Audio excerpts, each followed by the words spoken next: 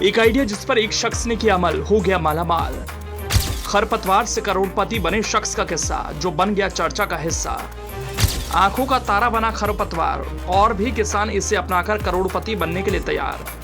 बारिश में सड़क किनारे पैदा होने वाले जिस खरपतवार को आमतौर पर नजरअंदाज कर दिया जाता है, क्या आपको मालूम है वो खरपतवार आपको करोड़पति बना सकता है।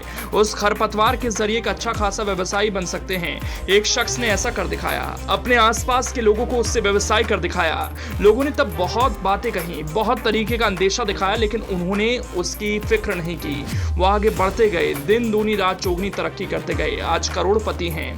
खरपतवार समझकर नजरअंदाज कर देने वाला ये पौधा मध्य प्रदेश के बालाघाट और उसके आसपास के आदिवासी इलाकों में आंख का तारा बना हुआ है।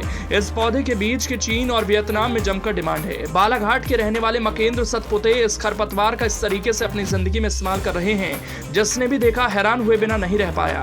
पिछले 2 सालों में खरपतवार समझे जाने वाले चिरौटा के बीजों की 750 क्विंटल की खेप को चीन और वियतनाम में निर्यात कर चुके हैं। इसके बाद उन्हें हाल ही में चीन से 2000 मैट्रिक टन का और ऑर्डर मिल गया। दरअसल चिरौटा ऐसा खरपतवार है जो आमतौर पर प्रदेश में सभी स्थानों पर पाया जाता है। बालाघाट जिले में बारिश के समय बड़ी मात्रा में पैदा होता है और दीपावली के समय इसकी फली पक जाती है।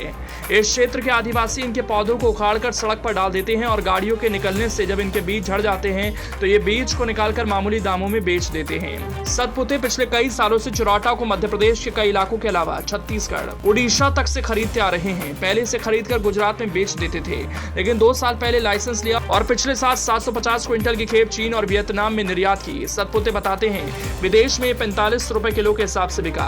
चीन में यहाँ की चिरौटा की क्वालिटी काफी पसंद आई। उन्होंने 2000 मैट्रिक टन चिरौटा का और ऑर्डर भेजा है। अब जान लीजिए चिरौटा की इतनी मांग क्यों है। चिरौटा में कई आयुर्वेदिक गुण होते हैं। इसमें इम्यूनिटी बूस्टर करने के कई तत्व पाए जाते हैं। त्वचा संबंधी रोगों में भी इसके फायदे हैं। यही वजह है कि आदिवासी इलाकों में बारिश में इसके पत्तों को भाजी बनाकर खाते हैं।